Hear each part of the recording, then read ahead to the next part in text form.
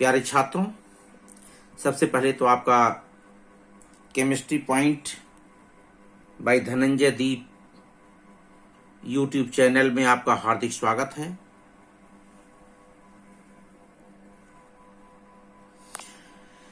अब आपको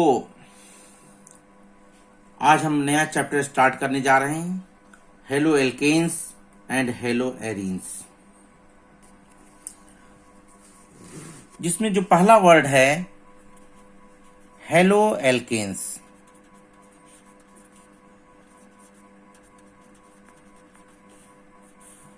halo alkane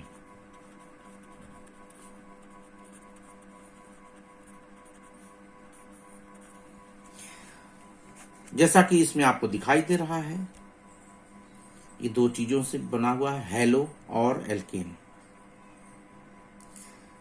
हम आपको सबसे पहले इस चैप्टर को पढ़ने से पहले कुछ चीजें बताते हैं जिसके बारे में आपको अगर जानकारी होगी पहले से, तभी आप इस चैप्टर का बढ़िया से स्टडी कर पाएंगे। जिसमें आपकी कुछ चीजें हैं, टॉपिक्स हैं, जैसे हो गया आपका एल्किल ग्रुप्स, एल्किल समूह जिसे हिंदी में हम कहते हैं,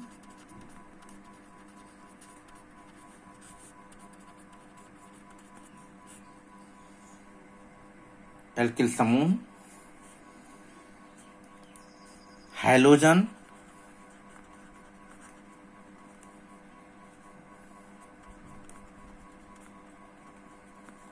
हैलोजन जिसे आप जानते हैं फ्लोरीन, क्लोरीन, ब्रोमीन और आयोडीन को ही हैलोजन कहते हैं। इसको कॉमन तरीके से हम एक्स द्वारा व्यक्त करते हैं और एल्किल ग्रुप्स को हम जनरली आर के द्वारा व्यक्त करते हैं, आर। तीसरी चीज जो आपको जानकारी होनी चाहिए, 1 डिग्री, 2 डिग्री, 3 डिग्री कार्बन, जिसे आप कह सकते हैं primary, secondary, tertiary carbon. Hindi में आप इसको कह सकते हैं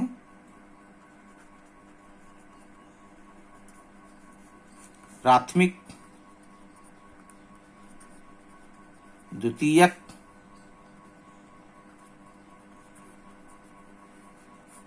तथा तृतीयक कार्बन।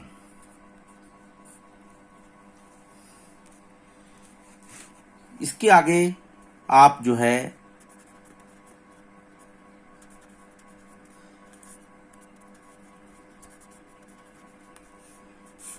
हाइब्रिडाइजेशन,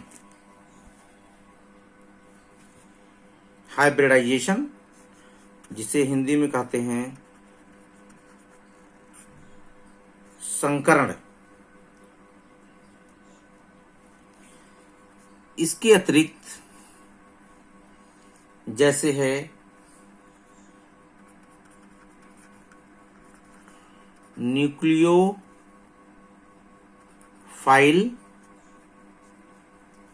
जिसे हम कहते हैं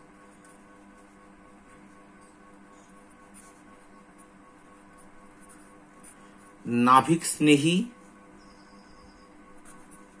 और इलेक्ट्रोफाइल जिसको हम कहते हैं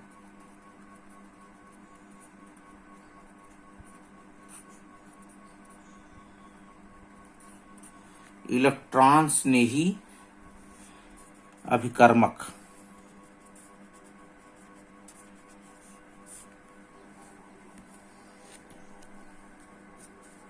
इसके बाद आपका आता है कार्बोनियम आयन,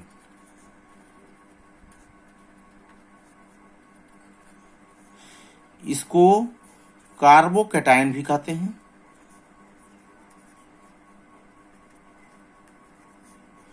कार्बोकैटायंस भी कहते हैं।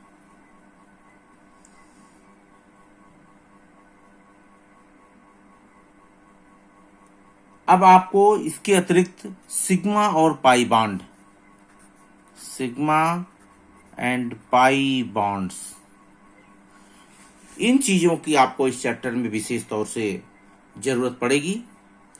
तो हम एक बार सरसरी निगाह से इसको देखते हुए चलेंगे।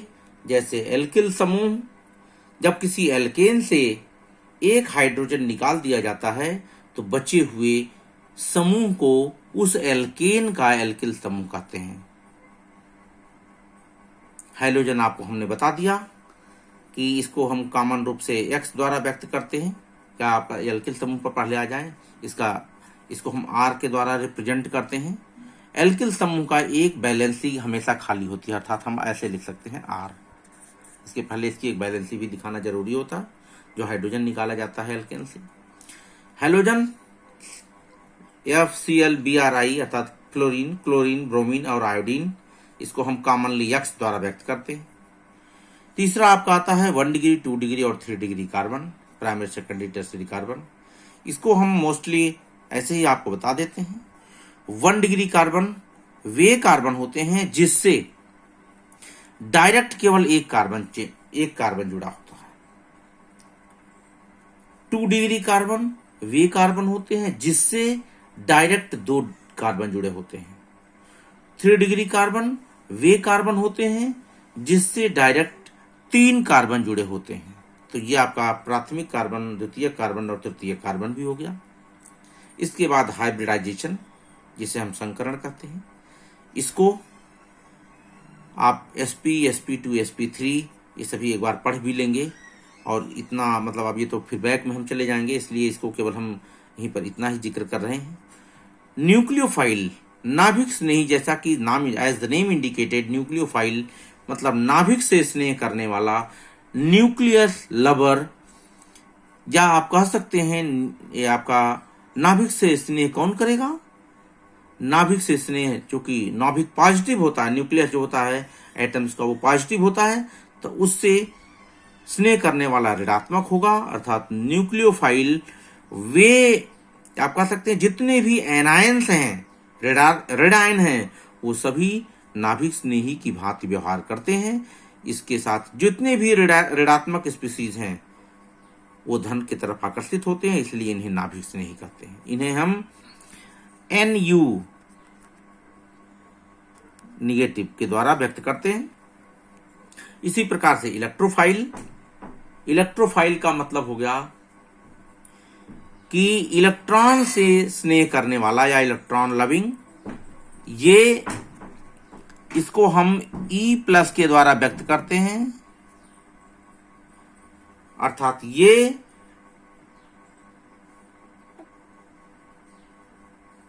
इलेक्ट्रॉन से स्नेह करते हैं, अर्थात ये धनात्मक, सभी धनात्मक आयन जितने भी होते हैं वो इलेक्ट्रॉन स्नेही की तरह व्यवहार करते हैं, क्योंकि धन आयन के पास ऋण आयन की आवश्यकता होती है, इसलिए ऋणात्मकता से प्यार करते हैं वो, और इसीलिए इनको इलेक्ट्रॉन स्नेही कहा जाता है। तो ये इस प्रकार के अभिकर्मकों को हम इलेक्ट्रॉन स्नेही और नाभिक स्नेही कहते हैं, अभिकर्मक कहते हैं। कार्बोनियम आयन या कार्बोकेटायंस, इसके बारे में जब किसी भी यौगिक में, कार्बनिक यौगिक में किसी कार्बन के ऊपर धनायन का आवेश रहता है तो उसे हम उसका कार्बोनियम आयन कहते हैं। सिग्मा और पाई बंध के बारे में पहले ही हम आपसे बहुत डिस्कस कर चुके हैं। अब हम इसके अतिरिक्त आपसे स्टार्ट करेंगे हेलो एल्केन से संबंधित। तो अब जो आपका ये चैप्टर है हेलो एल्केन्स, पहला तो आपको इसमें हम बता दें, इसका जो शब्द है हेलो मतलब हैलोजन, जिसे हम X के द्वारा व्यक्त करते हैं, और दूसरा है एल्केन, जिससे हैलोजन से जब जोड़ते हैं तो एल्किल समूह बनाया जाता है, अर्थात उसको हम R द्वारा व्यक्त करते हैं, एल्केन के भाग को, और हैलोजन के भाग को X के द्वारा। तो इसलिए नाम इसका हो गया हेलो। इस पार्ट के द्वारा इसका नाम हो गया हेलो, और इस पार्ट का नाम हो गया एल्केन। तो इसलिए इसका नाम हेलो एल्केन पड़ा। इसको हम सामान्यतः अगर देखा जाए तो R को हम एल्किल कहते हैं, ऊपर जैसा कि हमने आपको बताया है। एल्किल, और X को हम जब किसी हैलोजन के ऊपर निगेटिव चार्ज आ जाता है तो उसके नाम के आगे हम आइड लगाते हैं, तो यह हैलो है तो हैलाइड हो जाएगा, तो एल्किल हैलाइड। तो आप देख रहे हैं इसका सामान्य नाम एल्किल हैलाइड भी है, और इसका जो IUPAC नाम होता है इसमें हम हैलो शब्द को पहले ले लेते हैं, इसलिए इसका नाम हो गया हैलो एल्केन्स। अब आप देखेंगे इसमें कि जो एल्केन्स होते हैं इसके प्रत्येक कार्बन sp3 हाइब्रिडाइज्ड स्टेट में होते हैं। जैसे कोई भी एल्केन है, इसका जो प्रत्येक कार्बन होता है वो sp3 हाइब्रिडाइज्ड स्टेट में होता है। अब इसमें जितने भी ये आपको हम दिखा रहे हैं कि ये जो कार्बन है इसकी जो चारों तरफ की जो संयोजकताएं हैं, ये कार्बन है,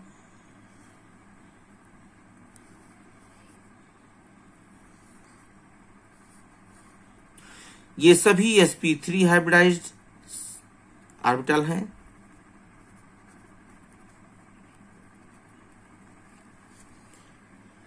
अब ये जो R है इसमें 3 हाइड्रोजन होंगे, तो हाइड्रोजन का जो s एटॉमिक ऑर्बिटल होता है, s एटॉमिक ऑर्बिटल हाइड्रोजन का है।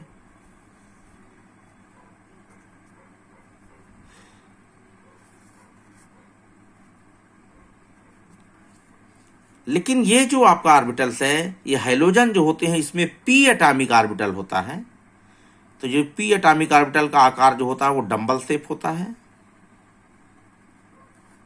ये X है, यहां पर ये p एटॉमिक ऑर्बिटल है। तो अब आप देख रहे हैं कि इनमें जो कार्बन और हाइड्रोजन के बीच में जो बॉन्ड बन रहा है, ये sp3 hybridised orbital of carbon and p atomic orbital of hydrogen, इससे बन रहा है। अर्थात आप देख रहे हैं ये पोलर बॉन्ड है, ध्रुवीय बंध है कार्बन और हाइड्रोजन के बीच में। तो अब यहां पर हाइड्रोजन की जो विद्युत ऋणात्मकता होती है वो कार्बन से अधिक होती है, इसलिए इस कार्बन के ऊपर पार्शियली पॉजिटिव चार्ज रहता है और इस हाइड्रोजन के ऊपर पार्शियली निगेटिव चार्ज रहता है।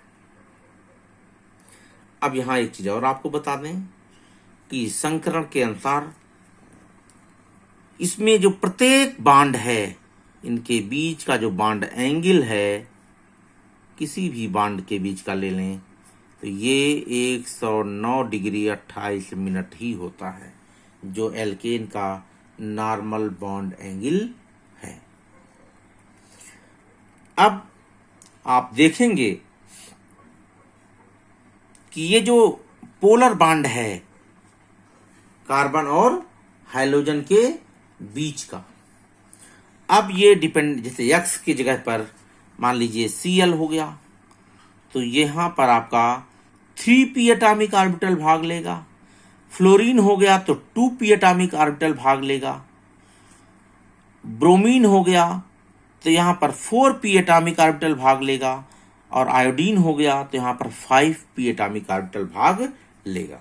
तो आप ये समझिए कि जितना ही जब 2p एटॉमिक ऑर्बिटल भाग लेगा, इससे बॉन्ड बनाएगा, तो वो उसकी बॉन्ड लेंथ सबसे कम होगी। अर्थात कार्बन के साथ अगर फ्लोरीन बॉन्ड बनाता है, इसकी बॉन्ड लेंथ सबसे कम होगी, और जिसकी बॉन्ड लेंथ कम होती है वो उतना ही स्ट्रांग बॉन्ड होता है।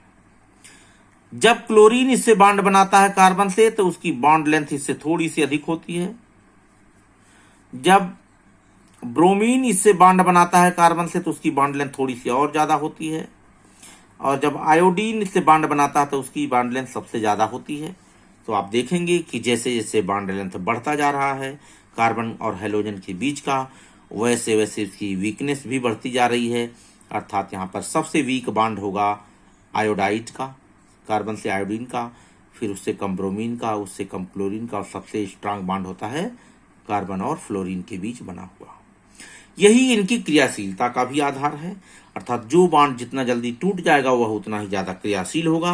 अर्थात आप कह सकते हैं कि आयोडाइड, एल्किल आयोडाइड या हेलो मतलब जो आयोडो एल्केन्स होते हैं वो ज्यादा एक्टिव होते हैं, है ब्रोमो एल्केन जो होते हैं वो उससे कुछ कम एक्टिविटी होती है, क्लोरो एल्केन जो होते हैं उनकी एक्टिविटी और कम होती है, और फ्लोरो एल्केन जो होते हैं उनकी एक्टिविटी सबसे कम होती है। तो इस प्रकार से इनके जो स्ट्रक्चर के बारे में हमने आपको बताया कि इनका स्ट्रक्चर क्या होता है, इसमें कार्बन किस अवस्था में होता है, हेलोजन किस अवस्था में होता है, बॉन्ड एंगल क्या होती है। अब आपको इससे आगे हम इनके नामनक्लेचर के बारे में बताते हैं, नामकरण के बारे में। तो हैलो एल्केन्स का नामकरण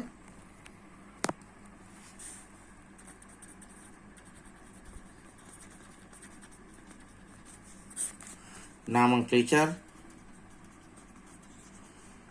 नामकरण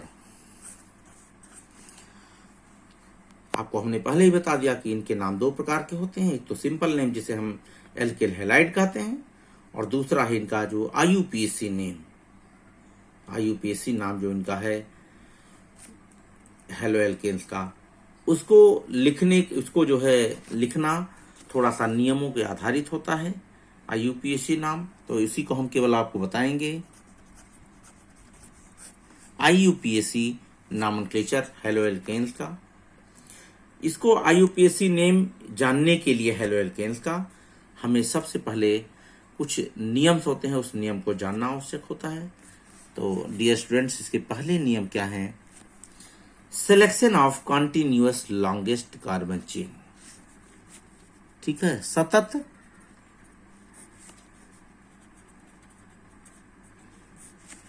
कार्बन श्रृंखला का चुनाव, सतत कार्बन श्रृंखला का चुनाव अर्थात selection of continuous longest carbon chain, जिसे हम कहते हैं इसको जो है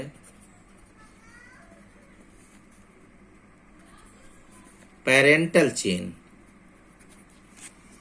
या मदर चेन भी कहते हैं, अर्थात इसी से हम दूसरे उसका जो है करते हैं। तो डियर स्टूडेंट्स, अब ये जो आपका सबसे पहले लंबी कार्बन श्रृंखला का चुनाव करते हैं।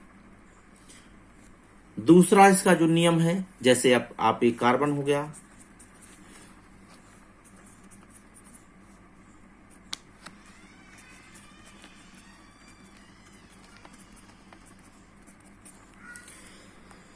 अब आप इसमें देखेंगे कि सतत कार्बन है, चूंकि हम हेलो एल्केन्स के बारे में बात कर रहे हैं, तो सतत कार्बन श्रृंखला का चुनाव हम उस श्रृंखला का चुनाव करते हैं जिसमें कहीं कहीं हाइड्रोजन जुड़ा हो। जैसे हमने यहां पर मान लीजिए X यहां जुड़ा है, हाइड्रोजन यहां पर जुड़ा है, तो सतत कार्बन श्रृंखला का चुनाव हो जाएगा। लॉन्गेस्ट सतत कार्बन श्रृंखला का चुनाव करते हैं, या कह सकते हैं सतत कार्बन श्रृंखला, लंबी कार्बन श्रृंखला का चुनाव, यहां पर कह सकते हैं सतत लंबी, सबसे लंबी कार्बन श्रृंखला जो होगी उसी को हम पेरेंटल चेन कहते हैं। अब दूसरा इसका जो नियम है कि इसका नंबरिंग या इसका अंकन, तो सतत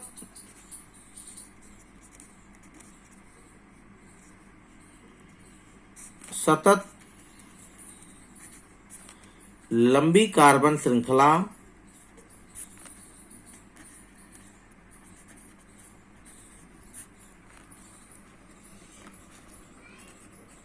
का अंकन मतलब नंबरिंग, तो इसके लिए हम ये देखते हैं कि हम कार्बन श्रृंखला का अंकन उस तरफ से प्रारंभ करते हैं जिधर से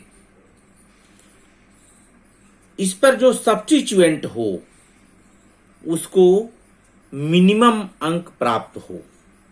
जैसे पहले वाला ही श्रृंखला है, पहले वाली श्रृंखला को हम देखते हैं कि इसमें यहां पर हाइड्रोजन है, यही सब्स्टिट्यूएंट है, तो हम इसकी नंबरिंग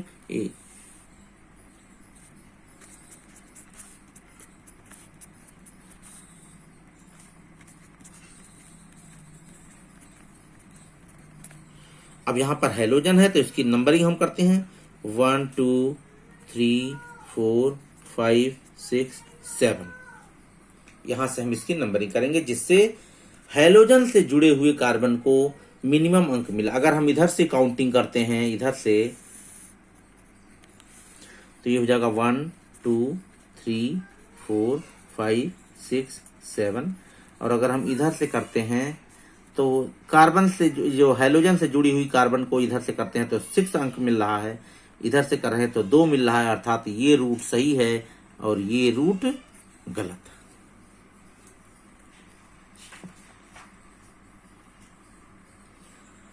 तीसरा इसमें जो है अंकन करने के लिए, अगर एक साथ दो सब्स्टिट्यूएंट आ जाते हैं, दो एक कोई एल्किल समूह भी आ जाता है, तो दोनों में हम उस तरफ से काउंटिंग करेंगे जिधर से किसी भी सब्स्टिट्यूएंट को मिनिमम नंबर प्राप्त हो। तीसरा, अगर समान प्रकार का हेलोजन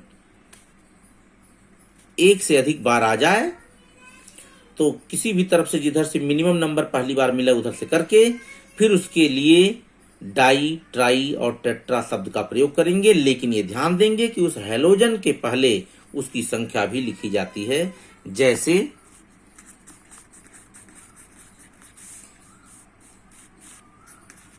अब एक हेलोजन यहां जुड़ा हुआ है, एक हेलोजन यहां जुड़ा है और एक हेलोजन यहां जुड़ा है,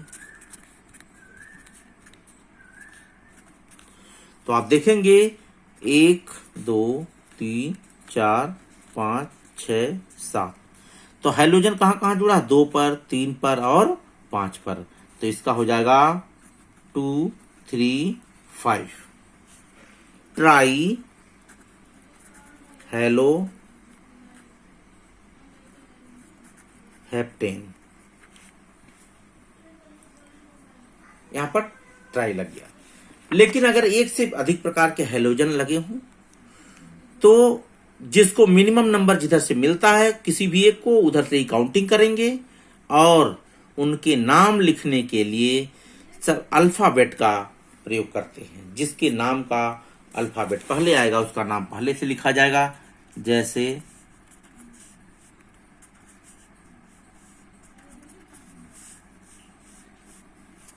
अब यहां पर अगर क्लोरीन है, यहां पर ब्रोमीन है,